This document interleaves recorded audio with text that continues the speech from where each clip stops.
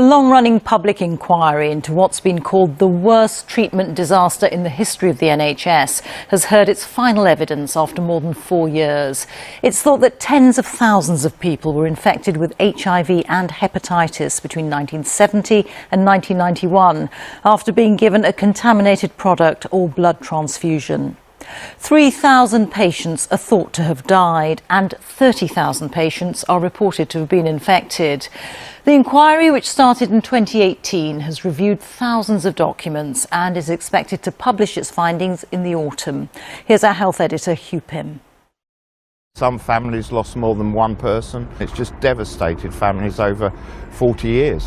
What happened to us was avoidable, and I think that's what made me angry, made me want to fight. We have battled MPs, civil servants, the medical profession, the pharmaceutical company. I mean, it just goes on and on and on. Did you see the first part? They've all battled for justice, not least these former schoolmates who've been at almost every day of the inquiry.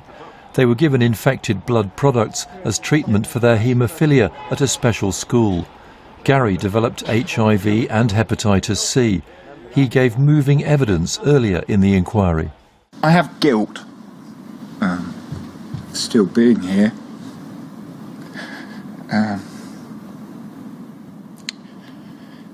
It's stigma, losing 72 friends. Sue had blood transfusions in the 1980s and then for years felt unwell with no explanation. It turned out to be hepatitis C linked to contaminated blood supplies. It affected the lives of my children. I know it did.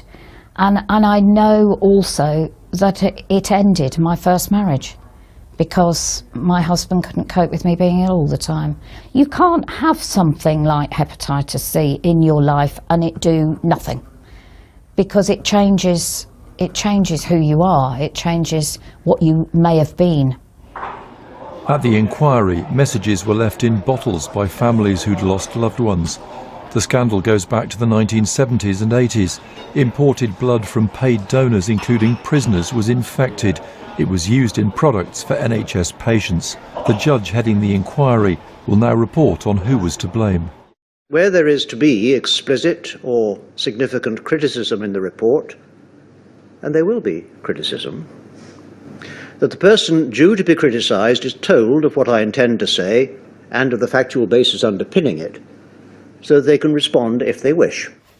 The inquiry looked at 750,000 pages of official documents amidst suggestions of a cover-up, with some in authority knowing the risks of infection, yet not telling patients or stopping their treatment.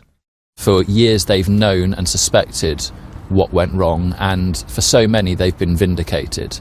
Many people may have even been looked at as conspiracy theorists, and they've all been vindicated by the evidence that has come out. So what are Gary's reflections as the inquiry winds up after 4.5 years? It's a big moment for all of us. It's a sad moment because people are no longer here that were here at the beginning of the inquiry in 2018. So we've lost many people just in these 4 years. So that's hard. So we have to remember them. It's the beginning of the end, I think. The end may be in sight, but still to come is the final report with a conclusion on full compensation for victims and their families. Campaigners are hoping there'll then be a swift response from the government. Hugh Pym, BBC News.